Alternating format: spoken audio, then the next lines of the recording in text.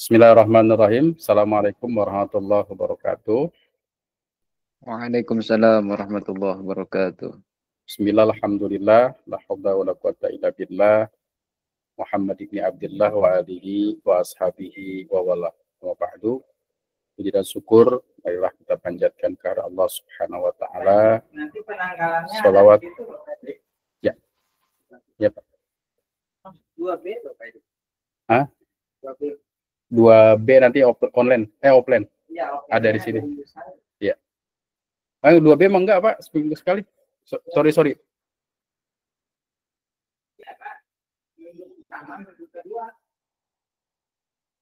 Ya, puji dan syukur marilah kita panjatkan ke Allah Subhanahu wa taala. Salawat teriring salam semoga tercurah limpahkan pada junjungan kita Nabi besar Muhammad sallallahu alaihi wasallam.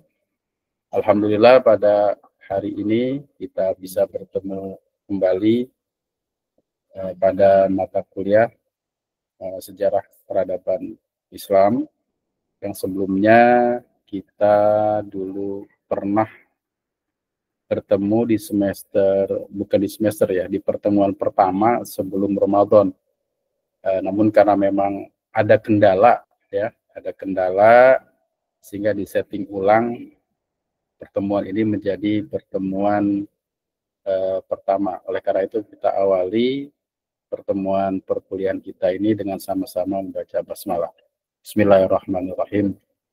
Selanjutnya saya ingin menyapa kepada rekan-rekan semua ya. Ini ada Muhammad Ali Wildan.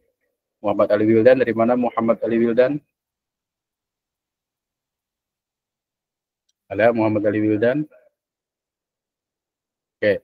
Ada Muhammad Jamil Khalikin. Saya menyebutnya berdasarkan nama yang ditampilkan ya di akun saudara.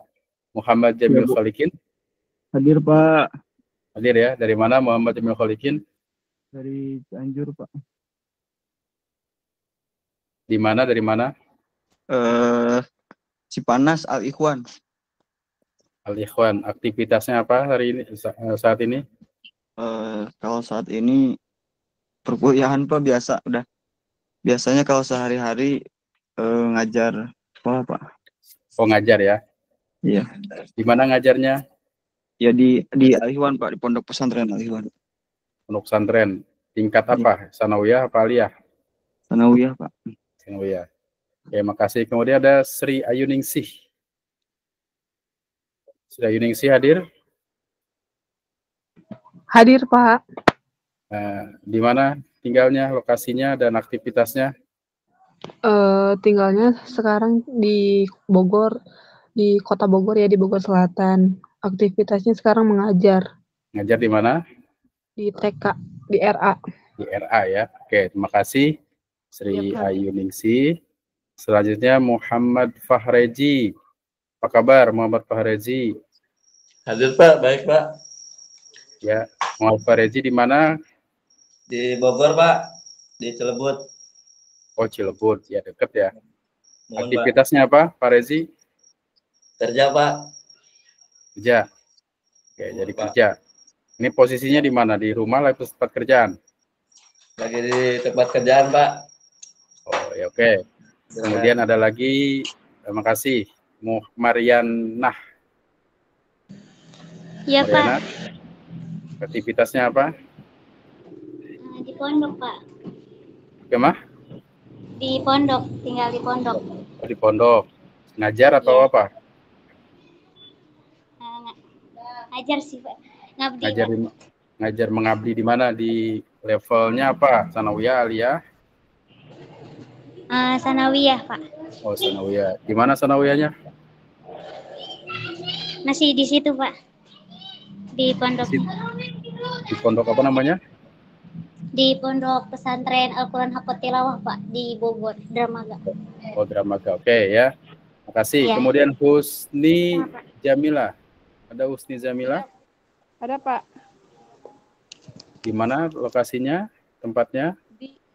Sekarang di Bogor, Tajur Halang. Bogor, Tajur Halang. Aktivitasnya apa? Ngajar Pak. Ngajar tahfiz. Di mana ngajarnya? Di Pondok Markas Hidayah Quran Bogor. Oh, Bogor. Ya, oke, makasih. Rifa Ar-Ridwan. Ada Rifa Ar-Ridwan?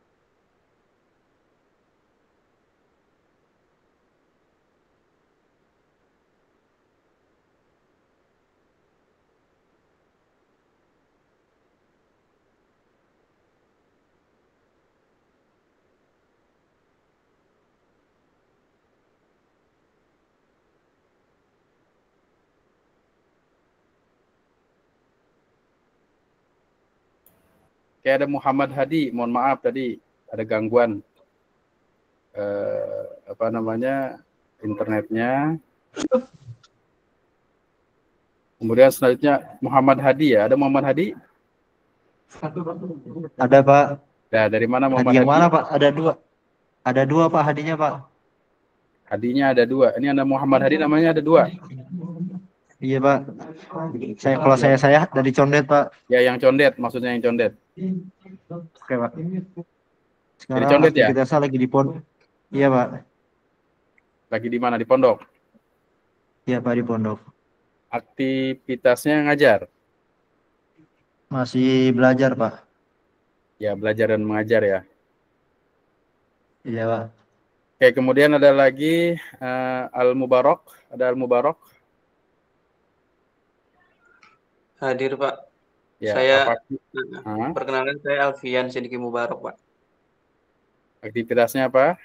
Aktivitas sehari-hari di pondok. Pelajar masih. Belajar ya, dan ngajar ya. Oke, kemudian ada Salman Sageri. Salman? Baik, hadir Pak. Aktivitasnya apa Salman? Untuk saat ini mondok, cuman lagi di rumah Pak. Kebetulan lagi sakit. Oh ya, mudah-mudahan cepat sehat ya. Kemudian terima kasih Aldi Isnan. Ada Aldi Isnan. Baik, hadir Pak. Nah, di mana tinggalnya Aldi Isnan? Sekarang di Bogor Pak. Di Bogor. Aktivitasnya ngajar ya? Belajar Pak. Oke, makasih ya. Kemudian Siti Sarifah Amalia. Hadirah Pak. Di mana tinggalnya dan aktivitasnya? Tinggal di Bogor, aktivitas mondok pesantren di Al-Quran Hakot Tilawah. Oh, Tilawah ya. Ngajar juga ya di sana? Santri. Ya. Oke, makasih. Kemudian ada Ika Kurnia. Aktivitasnya apa Ika? Aktivitasnya sekarang mengajar Pak. Mengajar ya? Iya. Ngajar di mana? Di Depok di Madrasah Quran Center.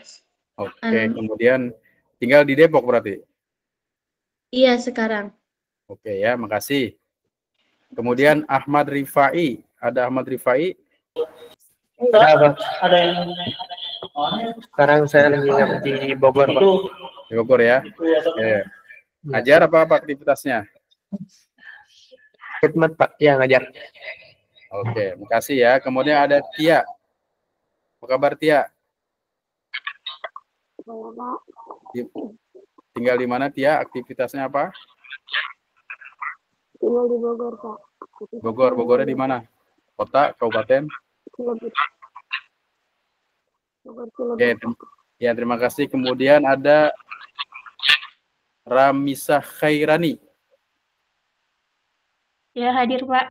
Apa aktivitasnya apa? Mengajar, Pak, di Depok. Di Depok ya. Oke, kemudian ada lagi Muhammad Hadi. Apa kabar Muhammad Hadi? Iya, Pak. Apa kabar? Sehat? Alhamdulillah baik, Pak. Ya, apa aktivitasnya? Mondok, Pak. Mondok. Iya, Ya, masih sambil santri. ngajar nggak? Masih santri, Pak. Santri ya, alhamdulillah. Kemudian Alhamdulillah. Anugrah Citra Jaya. Iya, Pak. Di mana lokasinya dan aktivitasnya? Di Makassar, Pak, Sulawesi Selatan. Oh, di Makassar. Sekarang sedang di Makassar. Iya, Pak. Oke, lancar ya jaringan di sana ya. Iya, Pak. Makasih. Kemudian ada Anissa. Hadir, Pak. Di mana, Nisa? Di Bogor, sekarang tinggal di Pondok. Pondok. Oke ya, makasih Anissa. Kemudian ada lagi siapa yang belum ya? Kemudian ada lagi Mariana. Ada Mariana? Udah, Pak, tadi. Udah ya. Kemudian ada Husni Jamila. Oke, rekan-rekan sekalian, mohon maaf kalau ada yang belum disapa karena memang masih banyak ya. Tapi keterbatasan layar di monitor saya sehingga dan keduanya adalah batas waktu yang memang dibebankan pada perkuliahan kita. Nah, selanjutnya teman-teman sekalian, mata kuliah kita adalah mata kuliah sejarah peradaban Islam ya. Ya, sejarah peradaban Islam, dan coba kita lihat dulu ke kelas kita ya. Ke kelas, kita lihat ke kelas di e-learning kita. Nah, ini apakah e-learning ini bisa terlihat layar saya?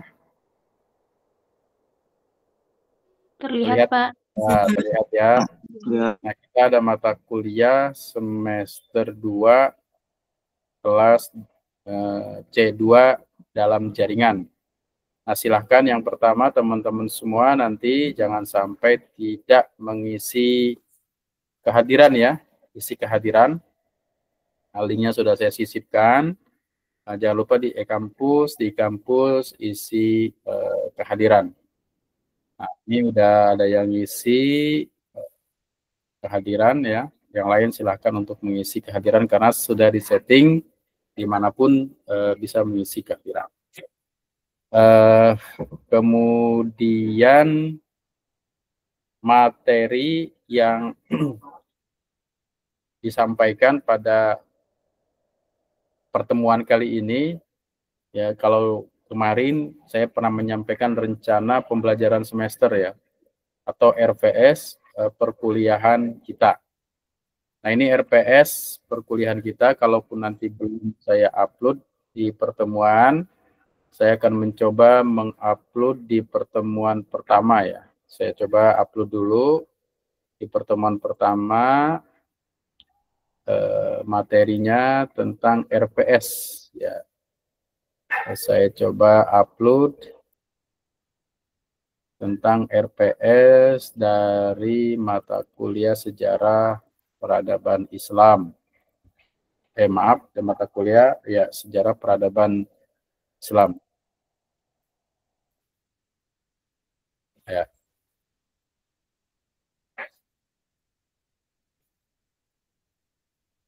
Nah, ini sudah dalam proses saya upload materi sejarah peradaban Islam.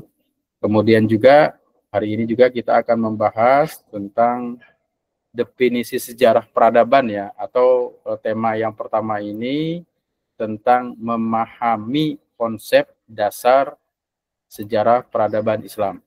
Jadi pada pertemuan ini ada dua hal yang harus kita pahami. Yang pertama memahami rencana pembelajaran semester. Yang kedua adalah memahami tentang sejarah peradaban Islam, yaitu definisi, ruang lingkup, sumber sejarah peradaban Islam. Materi ini juga akan saya upload di kelas. Ya, di kelas saya akan mencoba mengupload kembali terkait dengan materi ini. Ya, mudah-mudahan tidak ada kendala. Ya, silakan nanti teman-teman juga bisa melihat materi yang selanjutnya ya, terkait dengan materi sumber sejarah peradaban Islam atau ruang lingkup sejarah peradaban Islam. Nah, kemudian materi-materi yang dibebankan pada mata kuliah ini diantaranya yang pertama adalah periode Mekah dan Madinah, serta di dalamnya ada piagam Madinah. Ya, nah piagam Madinah ini perlu nanti kita pahami ya, kita cari teksnya, isi-isinya. Kenapa? Karena memang piagam Madinah itu menjadi titik sejarah peradaban Islam, atau juga bisa dijadikan rujukan negara-negara modern sampai saat ini. Nah, piagam Madinah itu mempersatukan antara kelompok Muhajirin dan kelompok Ansor. Dan kemudian dari situlah Rasulullah SAW kembali ke Mekah melalui Fathul Makkah, dan kemudian Islam tersebar ke Jazirah Arab melalui Rasulullah sampai Rasulullah wafat, dilanjutkan oleh para sahabat dan para tabi'in. Ada periode Mekah, ada periode Madinah. Tentunya hal ini sudah saudara pelajari ya, dalam kitab-kitab sejarah, tapi di sini kita berusaha mereview, mengingat kembali hal-hal yang terkait dengan periode Mekah dan Madinah. Nah, kemudian yang ketiga, kita mempelajari strategi perluasan wilayah administrasi pemerintahan, ya, strategi perluasan wilayah administrasi pemerintahan. Nah, sebagaimana kita maklumi, ketika Rasulullah SAW masih hidup, urusan-urusan terkait dengan keislaman ketika bertemu dengan Rasulullah dan ditanyakan itu selesai. Tetapi ketika Rasulullah wafat, Rasulullah meninggalkan dua hal, yaitu Al-Quran dan Al-Hadis. Nah, kemudian bagaimana para sahabat mengacu kepada dua sumber tersebut dalam upaya untuk memperluas wilayah pemerintahan. Ya, bahkan cukup cepat tersebar di Jazirah Arab, bukan hanya di Jazirah Arab, akan sampai ke daerah-daerah lainnya. Kemudian yang keempat itu ada sistem pemerintahan dan kemajuan ilmu pengetahuan. Nah, sistem pemerintahan itu kita sebut mungkin sampai saat ini ya disebut dengan sistem khilafah atau sistem apalah namanya ya. Nah, karena pemerintahan pada masa Rasul dan sahabat itu juga pada dasarnya sudah mengacu pada sistem atau model demokrasi dengan istilah yang berbeda, bisa demokrasi terpimpin atau bisa demokrasi perwakilan. Nah, kemudian selanjutnya yang kelima ini ada puncak keemasan Islam.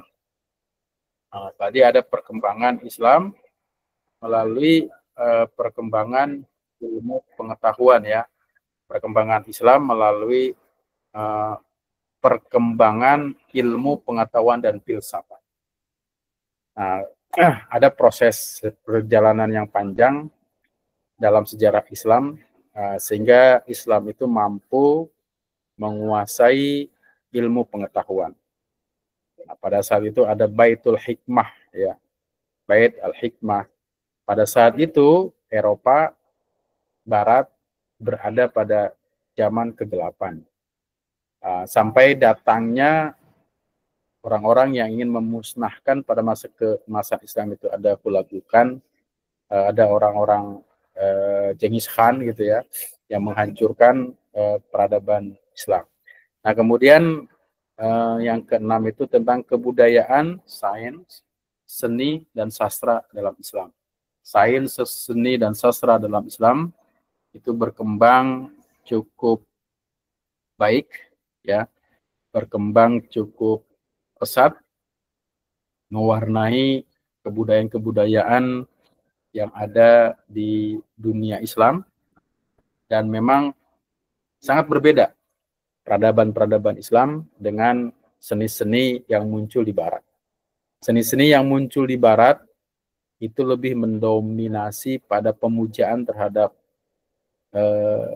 wanita dan manusia, ya, sehingga kita bisa melihat seni-seni patung, seni-seni menggambarkan manusia tanpa busana itu sudah biasa. Ya, kalau kita mau lihat sederhananya, mungkin kita bisa melihat di Istana Bogor itu ada hadiah-hadiah yang berasal dari orang-orang Barat Eropa kepada pemerintah kita, dan itu bisa dilihat patung-patung yang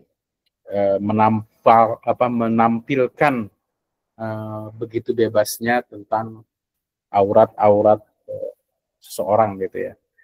Sementara dalam Islam itu kita tidak diajarkan untuk itu, tapi bagaimana memuliakan manusia. Maka kemudian yang berkembang adalah seni dalam rangka keimanan dan ketakwaan kepada Allah Subhanahu wa taala. Maka muncullah bangunan-bangunan, kaligrafi, dan lain segala macamnya yang pada dasarnya seni itu untuk membangun keimanan dan ketakwaan kepada Allah Subhanahu wa taala.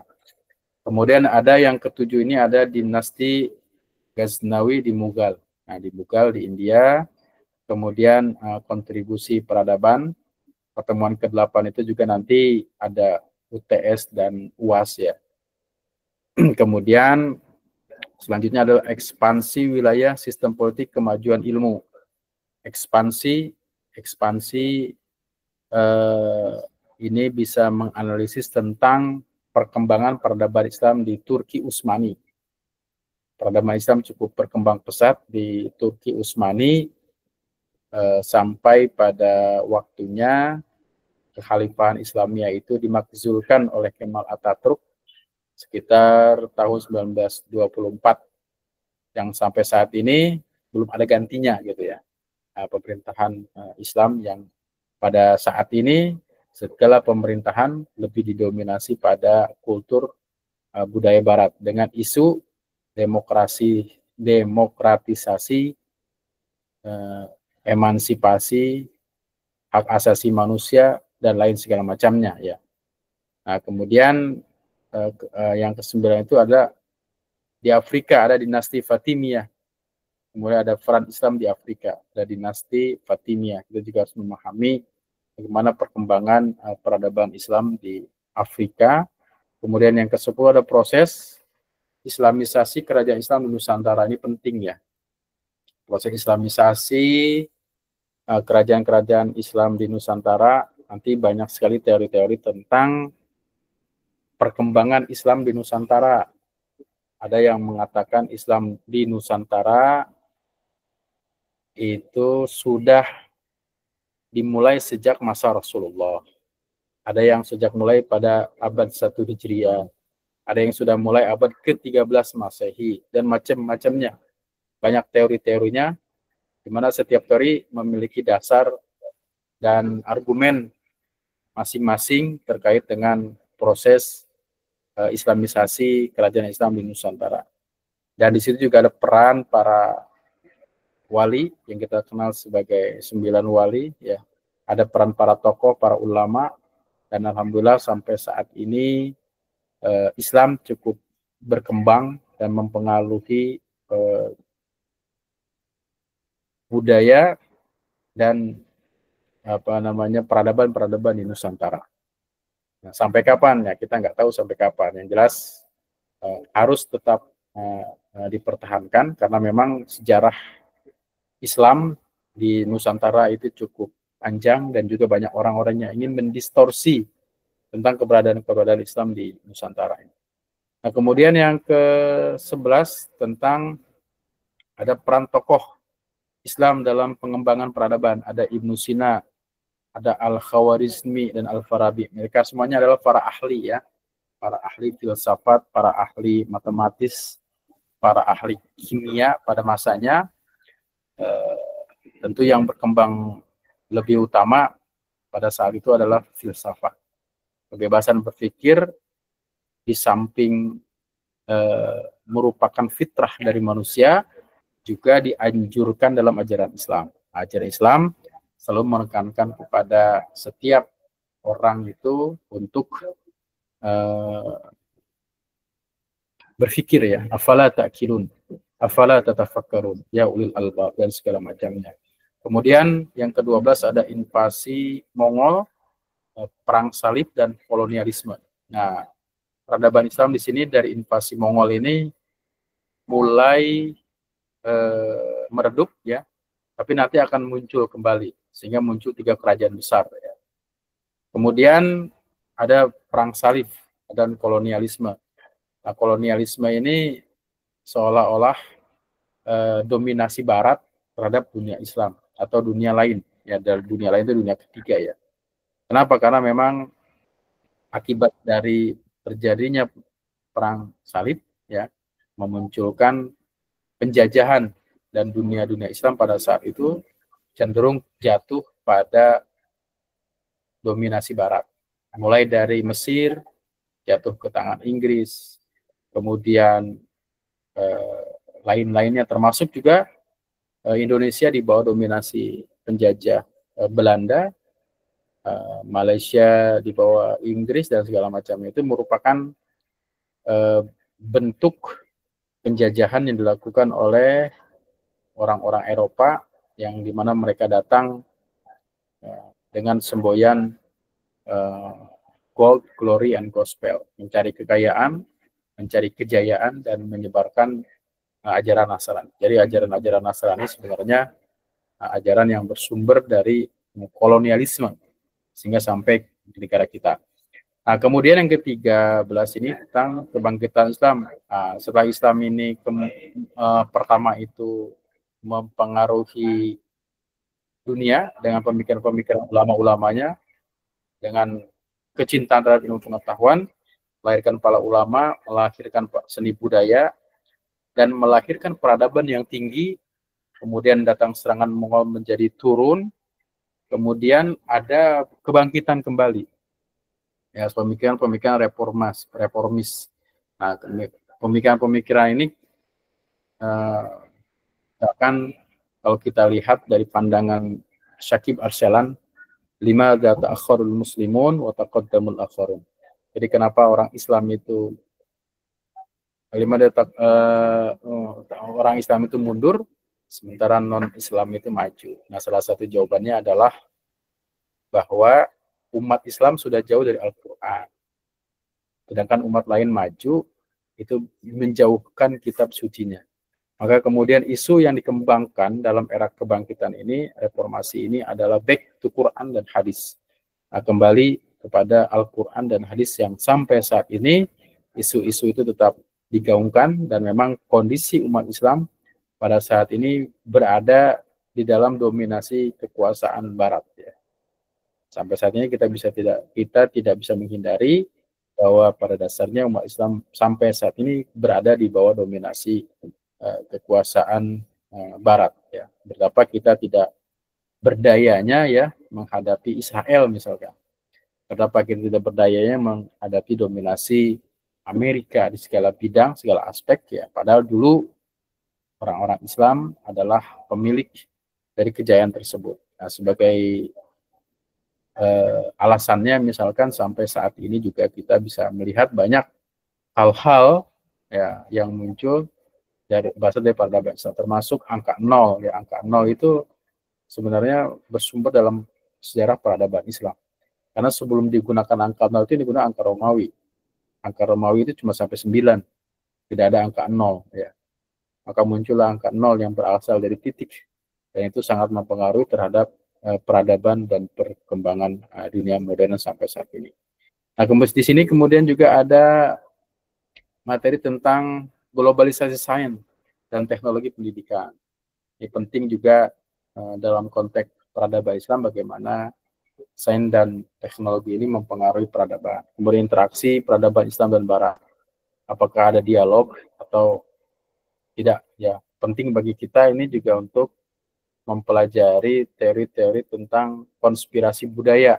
Nah, bahwa seperti teori-teori para akademisi ya yang menyatakan bahwa tidak akan ada perang ya yang nanti, tapi yang ada adalah perang antar peradaban. Samuel P. Huntington, nah itu teorinya.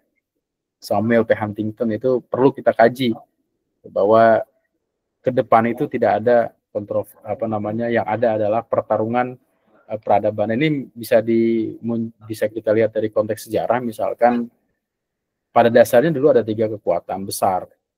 Kekuatan besar itu adalah Barat, komunis, dan Islam. Tapi komunis ini hancur tahun kisaran 90-an dengan hancurnya Rusia. Ya. Dengan hancurnya Uni Soviet, membuat negara-negara kecil, termasuk yang kuat sekarang adalah Rusia. Kemudian musuhnya cuma 2 berarti. Komunis sudah tidak ada, berarti Barat dan Islam. Kemudian setelah tahun 90-an itu muncul isu-isu sampai tahun 2000-an itu terorisme ya. Teori-teori bagaimana orang konspirasi di Barat yang luar biasa. Ketika orang bilang terorisme itu otaknya mindsetnya adalah umat Islam, padahal tidak demikian adanya. Nah, kemudian juga ada 17 materi pelajaran yang kita perlu bahas dalam perkuliahan kita ke depan ya, dalam mata kuliah sejarah peradaban Islam ini. Dan tentunya mungkin nanti teman-teman juga bisa memahami tentang teori sejarah, dan saya akan membagi ya berdasarkan nanti kehadiran nama-nama yang mempresentasikan mulai dari tema ke berapa ya. Nah, berarti hari ini tentang definisi sejarah peradaban Islam mulai dari tema kedua. Jadi setiap kali kita pertemuan 2 materi yang kita sampaikan ya, yaitu tentang yang ke depan itu berarti tentang mengidentifikasi perkembangan Islam pada masa Rasulullah, periode Makkah, Madinah, dan Piagam Madinah. Kemudian yang ketiga ini ada strategi perluasan pemerintahan. Ya, ini ada menjelaskan ekspansi Islam pada masa Khulafaur Rasyidin. Nah, kemudian nanti untuk mata kuliah kita, karena ini bersifat online, saya tidak membagi kelompok.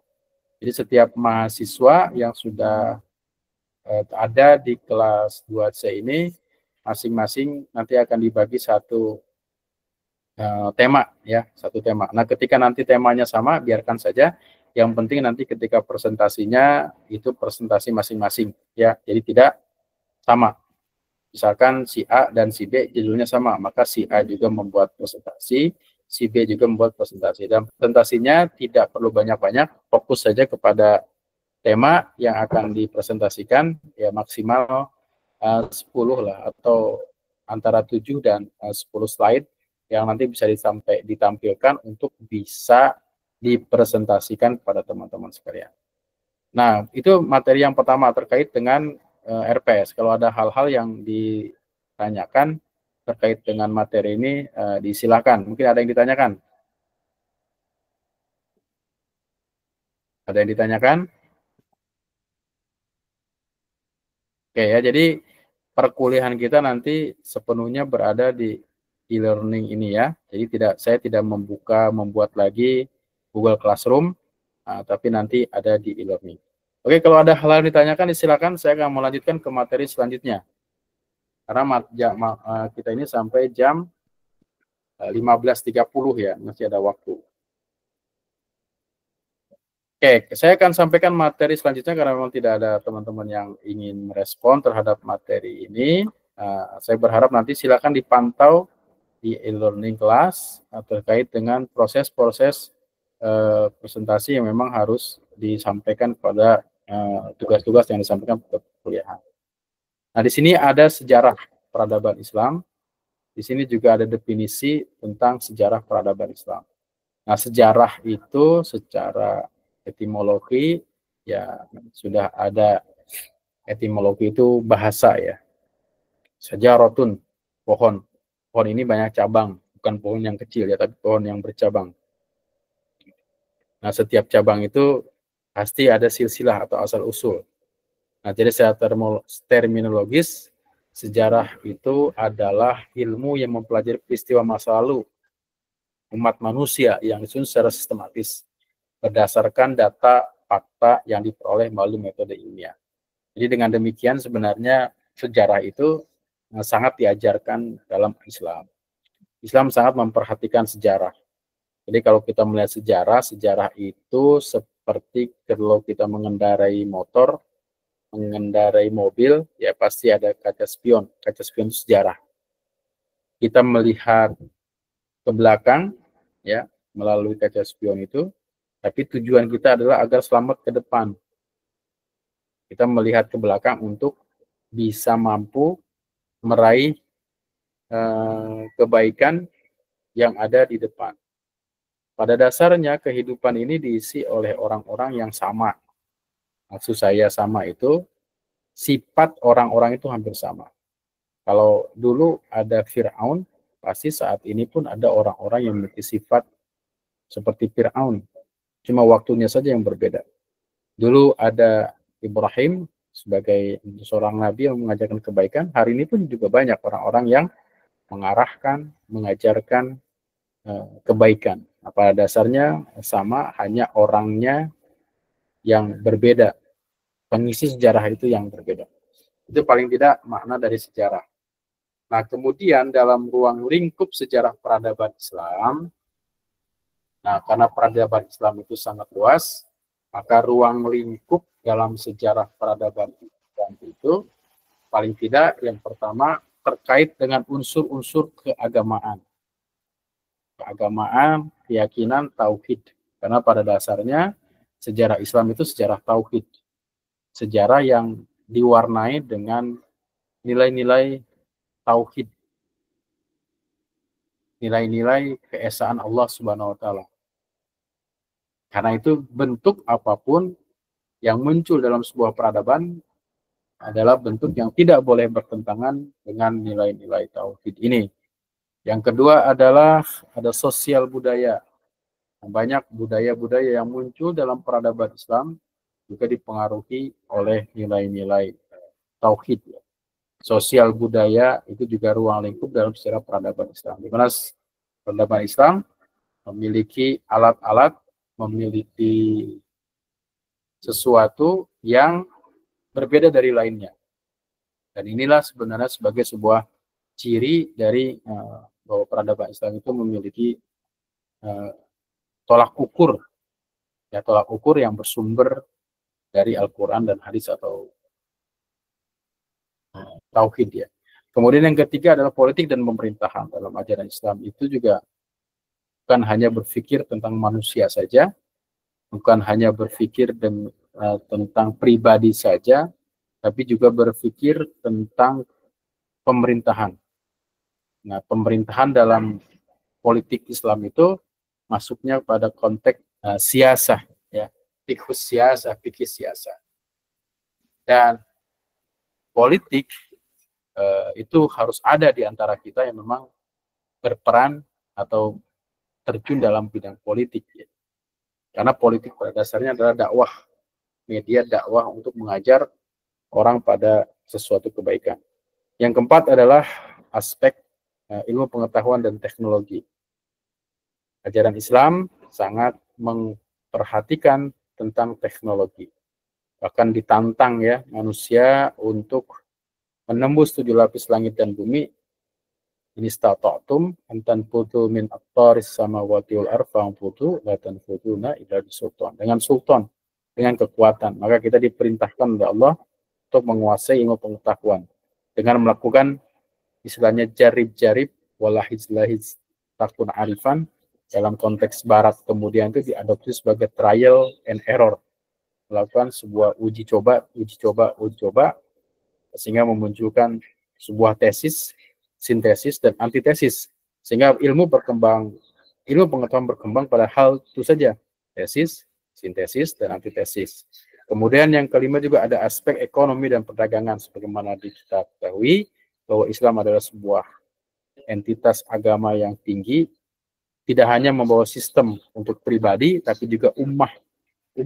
Karena itu ada sistem ekonomi, ada sistem perdagangan yang ditawarkan dalam ajaran Islam, di mana dalam hubungan antara manusia dan manusia itu tidak boleh ada yang menyakiti satu sama lain. Sehingga kemudian tumbuh sistem yang disebut dengan ekonomi syariah. Nah, kemudian aspek keagamaan ini dalamnya ada dakwah Rasulullah SAW, perkembangan agama Islam, pembentukan lembaga keagamaan seperti masjid, madrasah, pesantren. Ini juga menjadi kajian kita. Apa fungsi masjid awal itu? Apakah hanya tentang ibadah saja atau tidak? Dan bagaimana konteksnya dengan saat ini? Gitu. Kemudian aspek keagamaan juga di dalamnya juga masuk dalam pemikiran mazhab ya. Ada pemikiran mazhab dan budaya ya. Oke. Ada pemikiran mazhab dalam Islam, ini juga penting untuk kita pahami. Kemudian yang kedua ada aspek sosial dan budaya. Ada sistem sosial masyarakat, ada tradisi, bahasa, dan kesenian masyarakat. Kemudian ada pengaruh Islam terhadap budaya lokal di berbagai wilayah. Ada kaidah-kaidah fikih ya yang menyatakan bagaimana tradisi itu bisa dipertahankan atau juga tidak. Ya, karena memang dalam Islam itu tolak ukur utamanya adalah bagaimana memahami dalam konteks Al-Quran dan hadis. Nah, kemudian yang ketiga itu ada aspek politik dan pemerintahan. Bagaimana kita ketahui aspek politik dalam Islam itu memiliki signifikan, ya, memiliki sesuatu yang pokok. Nah, sehingga kemudian dari aspek politik ini muncul masalah-masalah terkait dengan keyakinan, muncul masalah tentang dosa besar. Sehingga aspek politik ini di masa-masa awal berkontribusi terhadap munculnya aliran-aliran kalam. Ada Qadariyah, ada Jabariyah, ada Mu'tazilah, bahkan ada Syiah ya, yang sampai sekarang masing-masing berkembang sesuai dengan arah atau bentuknya masing-masing. Kemudian ada aspek ilmu pengetahuan dan teknologi. Nah, ilmu pengetahuan dan teknologi pada masa Islam itu sangat berkembang. Nah, bagaimana sekarang, kenapa ilmu pengetahuan dan teknologi dalam Islam itu tidak berkembang? Nah, itu harus kita cari ya penyebabnya, sehingga kemudian mampu memberikan solusi-solusi atau tawaran-tawaran terkait dengan problem ini. Karena pada masa kejayaan Islam, banyak sekali perkembangan pengetahuan itu cukup signifikan. Ada tokoh-tokoh ilmuwan muslim seperti Ibnu Sina, Al-Khawarizmi, Al-Farabi, ada ahli filsafatnya, ada filsafat emanasi dan segala macamnya. Kemudian juga ada peran lembaga pendidikan, ada Bait Al-Hikmah, Universitas Islam Awal dan segala macamnya ya. Ada Bait Al-Hikmah, itu luar biasa. Pada saya itu mampu mengoleksi ribuan buku. Kemudian yang kelima itu ada aspek ekonomi, ada sistem ekonomi dalam Islam, zakat, wakaf, perdagangan, ada jaringan perdagangan Islam lintas benua, ada peran pasar dan aktivitas ekonomi masyarakat muslim. Ini juga penting nanti untuk menjadi bahan kajian. Nah, kemudian sumber sejarah itu apa? Sumber sejarah itu ada dua. Pertama ada sumber primer, yang kedua ada sumber sekunder. Sumber primer itu ya dari Al-Quran dan hadis, atau dokumen resmi atau karya-karya sejarawan muslim klasik seperti Tarikh At-Tabari, Tarikh At-Tabari oleh Imam At-Tabari, kemudian Sirah Ibnu Ishaq, Muqaddimah karya Ibnu Khaldun dan segala macamnya, yaitu termasuk sumber-sumber primer karena memang orang-orang Islam yang mencatat tentang perkembangan dunia Islam. Nah, kemudian juga ada sumber sekunder, ya, penyusunan oleh sejarawan modern yang berdasarkan interpretasi sumber primer. Jadi sumber sekunder itu adalah sumber yang berasal dari luar Islam tapi didasarkan atas sumber primer, seperti misalnya penelitian arkeologi dan antropologi, atau karya ilmiah dan jurnal akademik yang mampu menganalisis perkembangan sejarah dan peradaban Islam. Dan ke penutup ya, tentang sejarah peradaban Islam bukan hanya narasi tentang masa lalu. Jadi sejarah peradaban Islam itu bukan hanya berorientasi pada romantisme masa lalu, karena kita termasuk orang yang umat yang maju pada masa itu. Tapi juga kita harus mampu mempelajari sejarah peradaban Islam dan diharapkan mampu mengenal ya akar peradaban Islam itu apa, mengambil pelajaran dari keberhasilan dan kegagalan umat Islam. Kemudian memupuk semangat untuk membangun peradaban Islam yang inklusif. Inklusif itu terbuka, kemudian maju, kemudian juga menjadikan Islam sebagai agama yang rahmatan lil alamin. Nah, itulah ya hal-hal yang terkait dengan materi yang nanti materi itu sudah saya sampaikan di kelas ya, di e-learning. Kalau ada hal-hal yang lainnya, termasuk juga mungkin rekaman ini nanti akan saya linkkan di e-learning. Jadi silakan nanti teman-teman semua bisa melihat e-learning, dan kalau ada hal-hal yang kurang jelas nanti bisa kita dialog di grup WA ya, dan lain segala macamnya. Oke, terima kasih atas perhatiannya. Kalau ada hal-hal yang ditanyakan, disilakan untuk bisa berdiskusi. Mungkin ada yang ditanyakan, silakan. Kalau ada yang ditanyakan, silakan.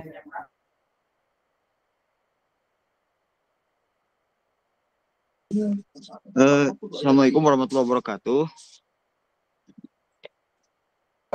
Waalaikumsalam warahmatullahi wabarakatuh. Ini Pak, mohon maaf Pak, mau nanya tentang tadi yang pertama Pak, boleh?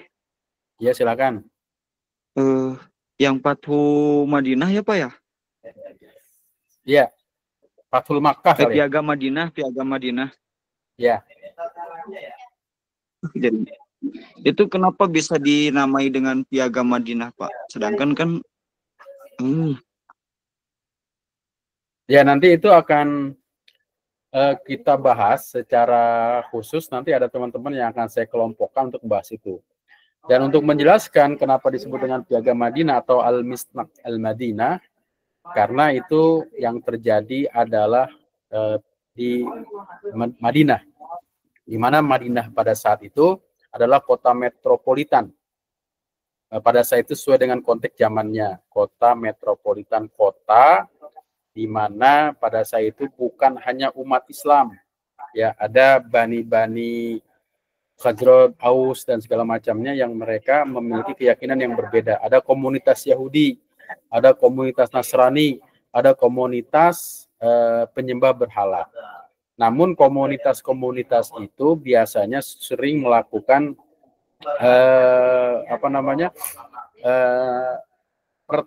pertempuran ya, atau tawuran bahasa sekarang gitu.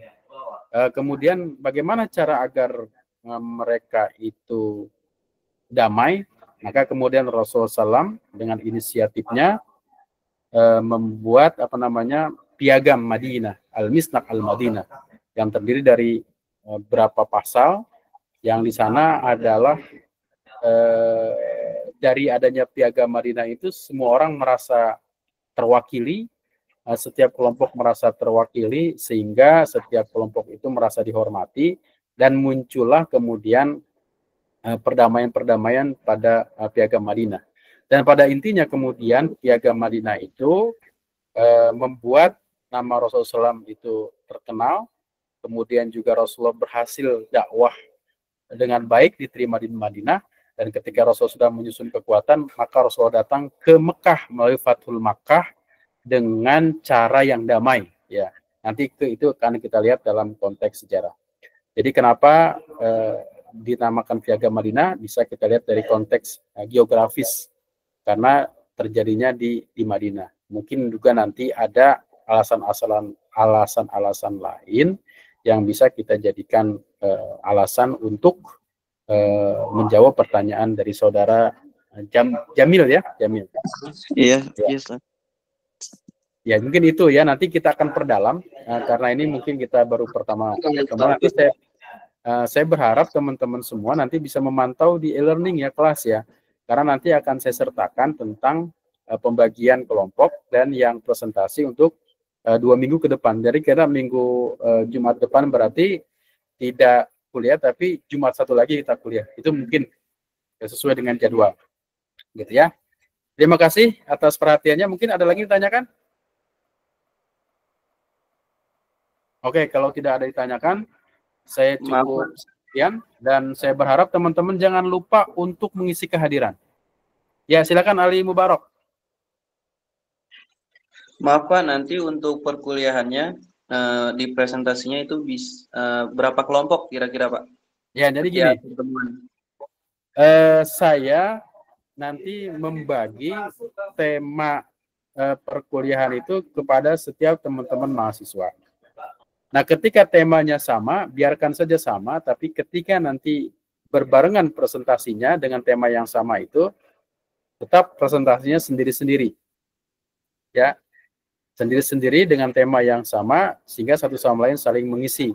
Kenapa? Karena ini kelas online. Kalau saya kelompokkan, berarti harusnya offline, bisa bertemu, bisa berkelompok. Nah, karena ini kelasnya online, maka saya lebih cenderung setiap kelompok nanti bisa membuat materinya sendiri-sendiri untuk dipresentasikan. Mungkin itu ya. Iya, terima kasih Pak. Ya, sama-sama. Ada lagi mungkin dari rekan-rekan yang lain? Oke, kalau cukup, terima kasih atas perhatiannya. Kita niatkan untuk belajar karena Allah. Mudah-mudahan kita dapat ilmu yang bermanfaat. Semoga kita semua diberi kesehatan oleh Allah Subhanahu wa Ta'ala dan dapat ilmu yang bermanfaat. Terima kasih atas perhatiannya. Mohon maaf atas segala kekurangan. Akhirul kalam. Assalamualaikum warahmatullahi wabarakatuh. Waalaikumsalam.